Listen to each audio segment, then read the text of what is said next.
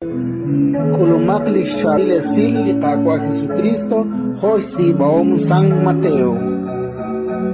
Tohanakle Jesús kiokchis uspalep chikau litenamit barkuikish panuna bal satbach oleh.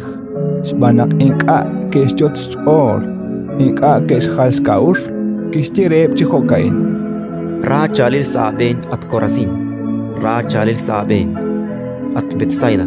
Shbanak kuita aran tiro ut Sidon, kilah ushman kliser bacholeh lik sheush seiyang ak honshirach nikesh halskaush shishtiqibrach ribrik ink es ruiltikr ut sheshkerach chasas bene. Autla ninki ere. Koskok bayak li railal teshkul tiro ut Sidon cheruli tekul laesh sashkutankili rakpaatin. Utlaat Kafarnaum matoh sachoshata bi tat kwaklisik. Tat sobek ban toxash balban. Panak kuita Sodom kilah ushman klisach bacholeh ishe ushk akukin tohkwanrach anakwan. Awanan ninki ere. Koskok bayak li railal teshkul eblach Sodom cheruli takul laat sashkutankili rakpaatin.